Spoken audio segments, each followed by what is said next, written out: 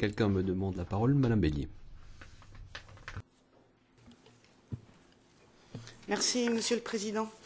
Je vais tenter de ne pas revenir sur l'ensemble des choses qui ont été dites, mais je trouve la réponse de la Commission un peu confuse. Alors j'aimerais revenir un petit peu sur les termes et les obligations. Dans ce dossier, de l'ours des Pyrénées est invoquée la violation de la directive Habitat, et notamment en 2 points. Le texte est assez clair, donc revenir sur les mots. La directive Habitat nous dit que les États membres prennent les mesures nécessaires pour instaurer un système de protection stricte des espèces menacées, ce qui est le cas à l'échelle de l'Union européenne de l'ours brun. Elle nous dit aussi que dans l'objectif, que ces mesures sont prises dans l'objectif d'assurer le maintien ou le rétablissement dans un état de conservation favorable de cette espèce. Alors aujourd'hui, l'État français, ça a été dit par la Commission, ça a été dit par les pétitionnaires, depuis 2 ans, n'a plus, depuis fin 2009, la France ne dispose plus de plan de conservation ou de restauration de l'ours dans les Pyrénées, donc on est dans un système de vide juridique. Donc elle n'a pas poursuivi et mis en place, ça fait 2 ans que nous n'avons plus de système de protection tel que le texte de la directive Habitat l'impose.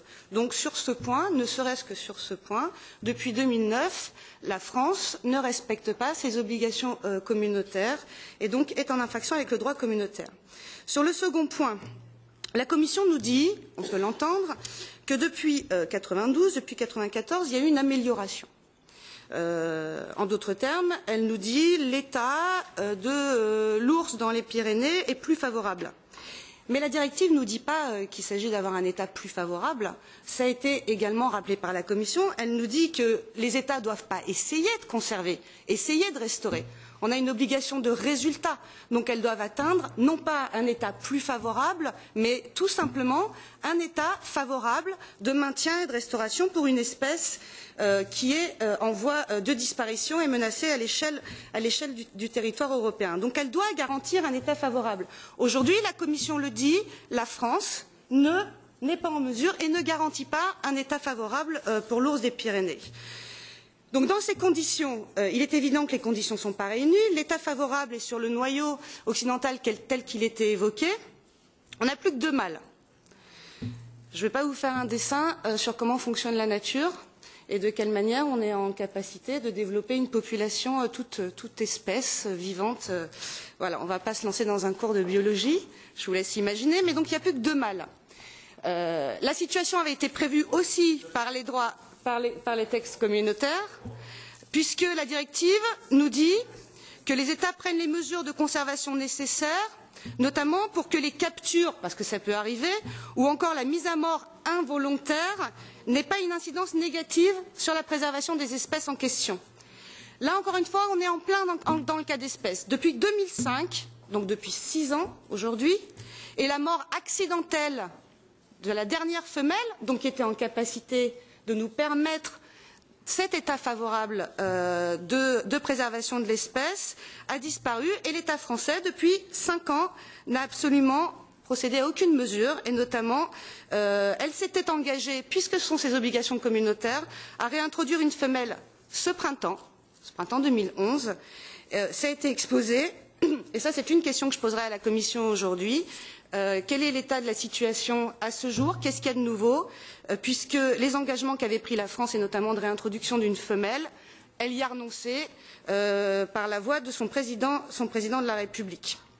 Donc, les incidences négatives sont claires et la viabilité de l'ours est particulièrement menacée. Je pense que la démonstration a été faite par les pétitionnaires et par l'absence de clarification et l'ambiguïté des réponses de la Commission européenne.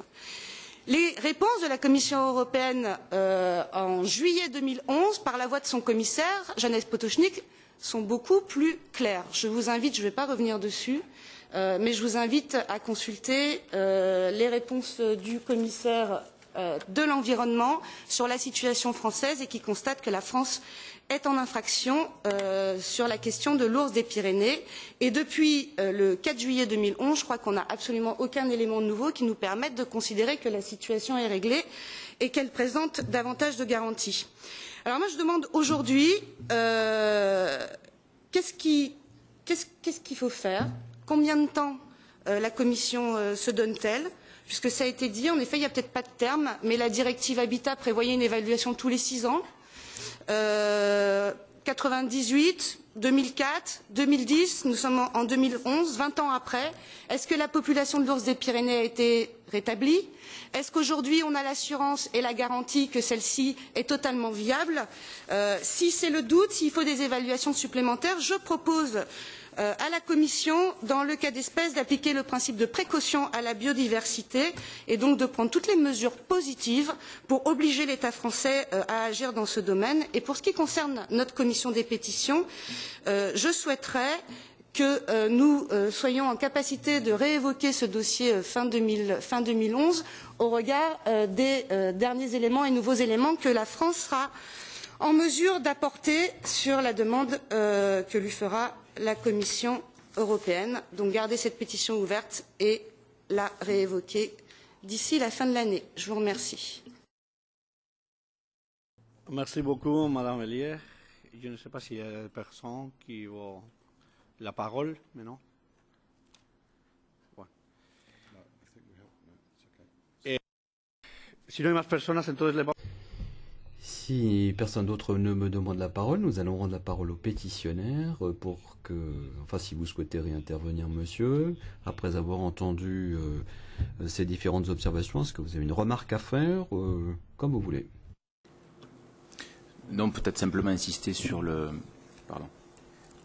Insister sur l'état de conservation. J'entends bien l'argument de la Commission européenne, mais dès lors que tous les experts, et y compris ceux de l'État français, constatent que l'état de conservation n'est pas là et qu'il faudrait aujourd'hui relâcher 17 individus pour espérer pérenniser la population d'ours, on ne peut pas rester dans le vide actuel qui consiste à ne rien faire. Donc je pense qu'il faut effectivement faire tout ce qui est en votre pouvoir pour inciter l'État français à agir et à respecter ses obligations. Bien. Merci beaucoup, monsieur pétitionnaire. Je ne sais pas si vous êtes d'accord, après avoir écouté ce que nous avons écouté, de laisser ouvert ces pétitions et demander à les autorités françaises plus d'informations, renseignements de ces situations que nous avons écoutées et que la Commission a dit. Vous êtes d'accord? C'est bon. Merci beaucoup. Pasamos entonces al... Passons au point suivant, le point 9. Pétition de Mme Laura Di Calantonio, de nationalité italienne, sur l'abolition de la chasse à l'ours brun en Bulgarie.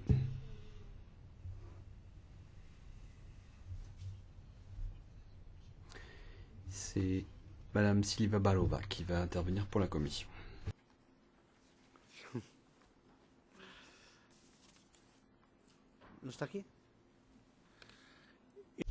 Elle est absente apparemment. Bonjour. Oui, I will replace my colleague, no problem. Je vais remplacer ma collègue.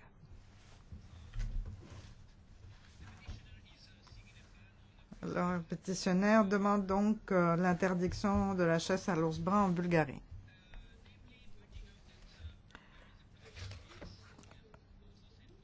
Elle signale que c'est une espèce protégée, comme nous l'avons souligné au point précédent. C'est vrai que c'est une espèce sous protection stricte, mais la directive prévoit un certain nombre de dérogations auxquelles peuvent recourir les États membres s'ils souhaitent abattre un certain nombre d'ours.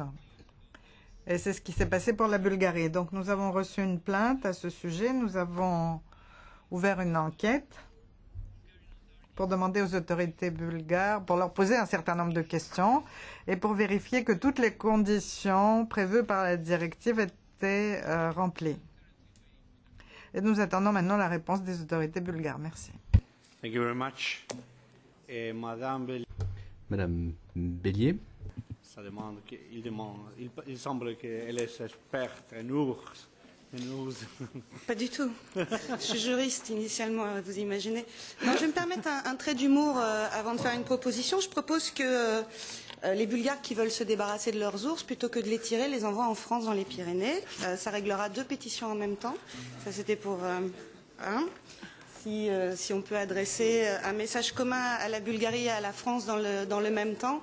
Non, plus sérieusement, là encore, le cas est assez simple. Je propose qu'on garde cette pétition ouverte en attendant que l'État bulgare nous apporte les informations nécessaires à nous faire une idée juste de la situation. Mais tout de même, si on peut glisser une idée de coopération entre la Bulgarie et la France sur cette question, c'est peut-être une solution de sortie d'impasse. Très bien, nous sommes d'accord. Il y a des collègues qui veulent la parole. Alors, je crois que nous sommes d'accord avec la suggestion qu'a fait notre collègue, Madame Bellière.